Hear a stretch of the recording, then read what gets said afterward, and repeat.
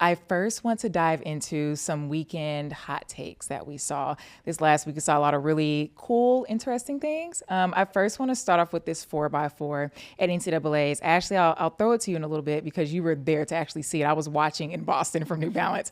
But it was one heat where there were just multiple things happening between the officials not letting people on, A&M like running in front of another school. Like there was so many things. So let's go ahead and play the video. Yeah, so I guess to give context, NCAA men's team title, it was going to come down to the 4x4 between USC and Arkansas. Essentially, you win the 4x4, you win the team title. And they were both in that same final heat of the 4x4.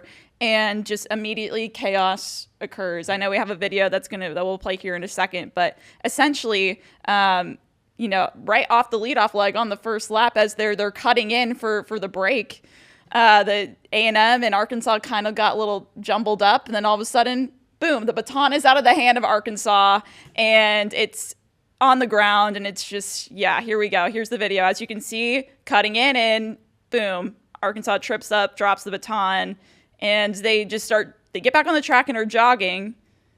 Again, you can see here, there's Ahmad Robinson with Texas A&M trying to cut in, maybe a little too close. I feel like that was a normal cut in, but we'll get to that later. It's hard we'll get to that later. It's kind of hard to say. I could see it going either way. But then as we're coming down to the final leg, as you can see, only the A&M final anchor was at the exchange zone. And where's USC and Florida? Like they're not there. The officials, I think, got confused with Arkansas still running, and so they didn't let out Johnny Blockberger and Vance Nielsen there for Florida. The fact he's looking for Johnny in the stands is concerning. So I think afterward, Johnny Blockberger was saying, like, yeah, I saw him. I just sprinted past the official and just took the baton and went with it. So a lot of chaos. It then took like an hour to sort this out afterwards because obviously Arkansas protested. They protested what happened.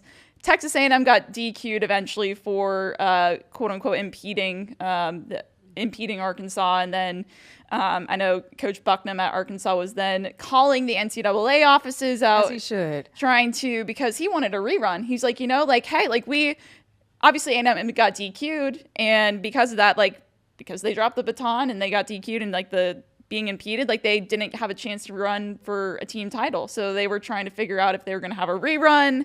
And for a while we were there for so long, and we started hearing rumors from coaches like, oh, this is going to happen. Like the Arkansas guys were on the infield wearing spikes and putting on their jerseys and staying loose. And I remember me and Brian and John were all looking at each other. We're like, this is about to happen. Like there's no precedent for this. Ultimately, it didn't happen. And the hour wait was for nothing. And USC won the team title based on, I believe they finished 4th in the 4x4 overall with their time. So I don't know. That's the whole breakdown. I know we just saw the video. What are y'all's reactions? I know I was on the ground, so I saw it firsthand, but for y'all seeing it from afar, I'm curious what the vibe was like when there's a title on the line. There's so much uncertainty. There's so much. That was chaos. Whatever we just watched right there. Yeah, I did not like that one bit. I know all of us in the media area and the photographer area, we kind of just all looked at each other afterward and we were like, what was that? That was the messiest 4x4 I think I've ever seen.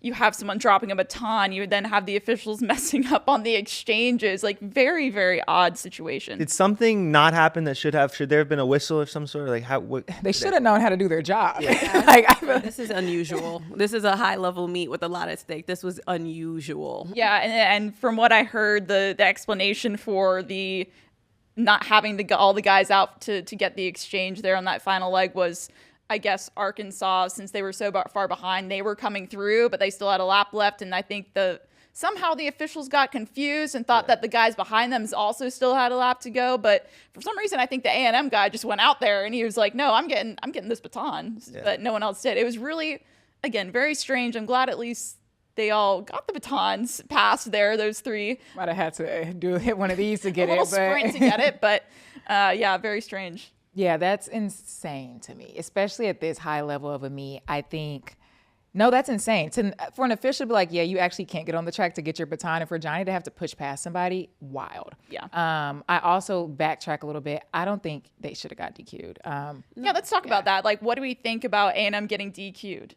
I call BS. I don't Yeah. like they were just cutting in. Nia, I'll let you talk about it because we were at New Balance and you were showing me Ahmad's Instagram story. Yeah, I was hot. And then I was hot because it's like, I think I'm Team A&M on this one. It looked like a regular indoor 4x4. We know how it goes. We know it gets into that space of contact sports because you're cutting over with a lot of great athletes running at really high rates. So it happens, right? But it's nothing that was unsportsmanlike, nothing that was dirty. It looked like Ahmad got the cutover first and maybe got tripped up. It happens, but I think a DQ was a bit much. Let's go ahead and pull up the Ahmad screenshots.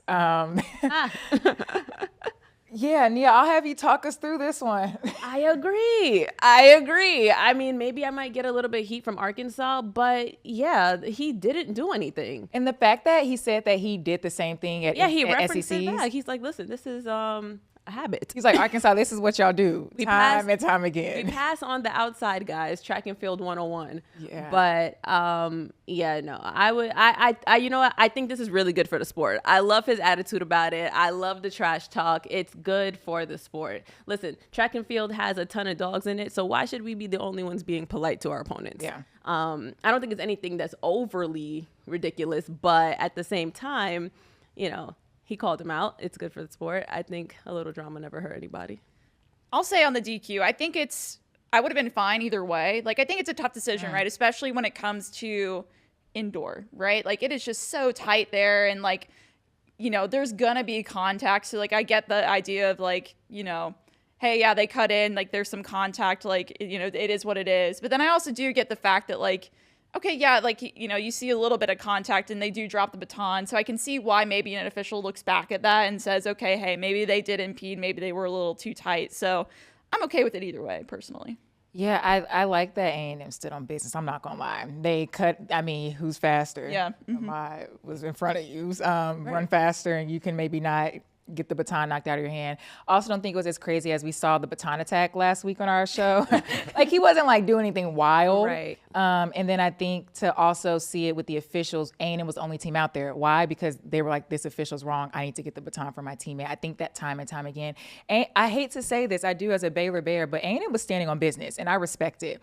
And at the end of the day, they did get DQ, but I think we all know they have a really fast 4x4 and we know who they are and their athletes have elite names. Ahmad Robinson is like that in the day. And I love that he called the Arkansas guy. I'm a fan. He tagged him. He tagged him. He tagged him. Yeah, he said, yeah. He also little broed him. I don't know if I support all of that, but I like it. Yeah. I'm frustrated and excited at the same time. Frustrated because I get how it can be either way with the disqualification, but if that's the case, then let's be consistent across the board. Because for every push and shove for someone who cuts over first, half of these 4x4s that was ran from the beginning of indoor season should be disqualified. Exactly. Right? And I don't agree with that. And I think the same should apply here. Excited because, listen, we're talking about A&M full of dogs, especially if we talk about Ahmad Robinson in that 400. I think we have something great coming up for outdoor season. Like, I think that's something A&M made for nationals. May take the men's 4x4. I'm excited. No, they're built a little different. They are, and they have a chip on their shoulder. They have something to prove. They have, aside from running fast times and wanting to be the best in the NCAA, they also now have, again, great for the sport, this amazing storyline. Yeah, I'm excited. And then outdoor, at least you get your own lanes, and then you get to. Yes. You still got to cut in, but it's a little. Right. Yeah.